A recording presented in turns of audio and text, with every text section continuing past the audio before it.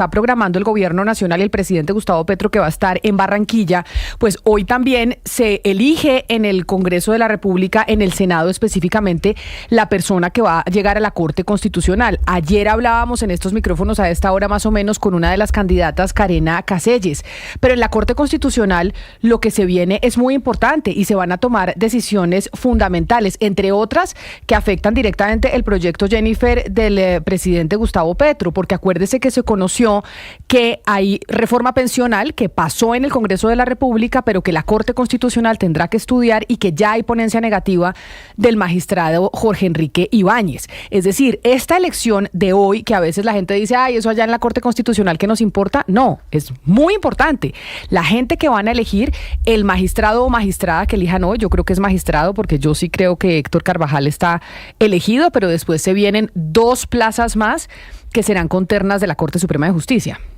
De hecho, Camila, hay cierta incomodidad en los candidatos porque cuando uno ve el orden del día en el Senado, el señor Carvajal aparece interviniendo de última y dice que por regla ahí en el Senado pues se hace por orden alfabético, lo cual lo pondría él en primer lugar. Entonces parece que quiere dar las palabras de cierre y hay como cierta incomodidad, Camila, pero sí, mire, son varias las decisiones que tiene la Corte Constitucional en sus manos, pero definitivamente la más importante, la más inminente y la que más me interesa al gobierno nacional y por qué no también a los ciudadanos, porque estamos todos metidos ahí. Camila, ¿qué va a pasar a partir del 1 de julio que se supone que entra en vigencia esta reforma constitucional? Pues es esta, la reforma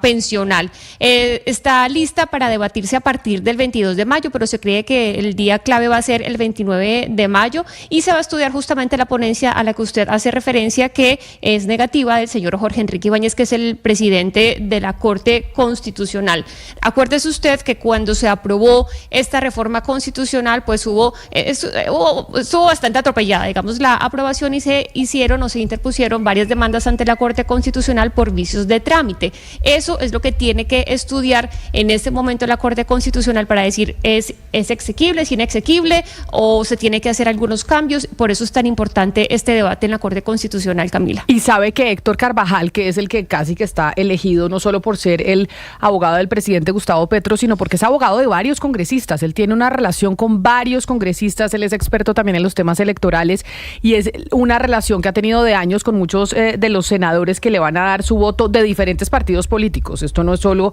del pacto histórico, pero yo creo que Héctor Carvajal en muchas de estas discusiones va a tener que declararse impedido y ese va a ser también una de sus limitaciones dentro de las discusiones de la Corte Constitucional, que tiene otras decisiones, Jennifer, importantes por tomar, como por ejemplo las conmociones interiores. Es que la Corte también va a definir el futuro de esas conmociones interiores que ha puesto Gustavo Petro y su gobierno.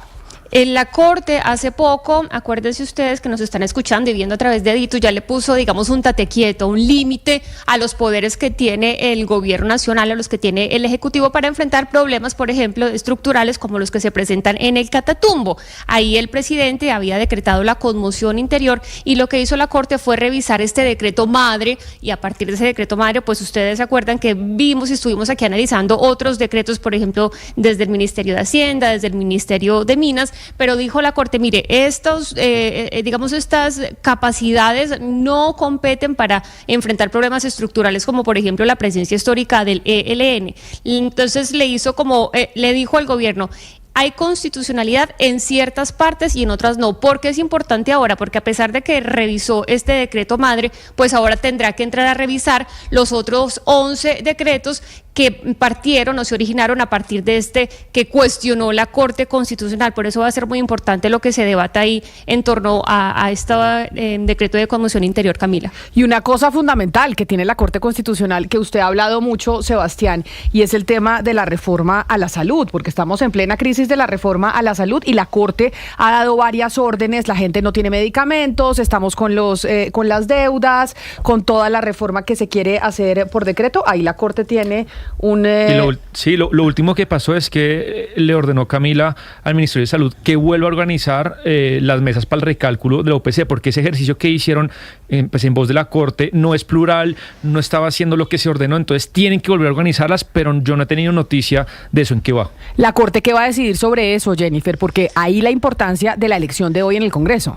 Mire, Camila, ahí lo importante no va a ser sobre la reforma a la salud, porque reforma a la salud seguramente no va a haber. Lo que está haciendo la Corte desde hace varios tiempos es hacer un seguimiento, de hecho está en la sala de seguimiento de la Corte Constitucional de la sentencia T760, que identificó pues varios problemas estructurales en nuestro sistema general de seguridad social. La Corte ha emitido varias órdenes para tratar de arreglar estos daños o estas fallas que tenemos en nuestros sistemas, y hoy, cuando tenemos esta crisis de salud pues que se ha agudizado bastante, ha sido muy importante. Por ejemplo, lo que dice Sebastián, ordenó la realización de estas mesas técnicas para pactar un poco lo que va a pasar con la unidad por capitación de 2025, pero ya ordenó que se tenía que reajustar la de 2024. Entonces, básicamente lo que hace la Corte, o tendrá que seguir haciendo ahora con este nombramiento, son mesas de seguimiento para ver hacia dónde enfoca el tema de la salud, siempre velando porque se cumpla la Constitución, porque esa es la labor de la Corte Constitucional creada en 1991. Esas son algunas de las cosas que tiene la Corte Constitucional en la mira y por lo cual es importante esta elección.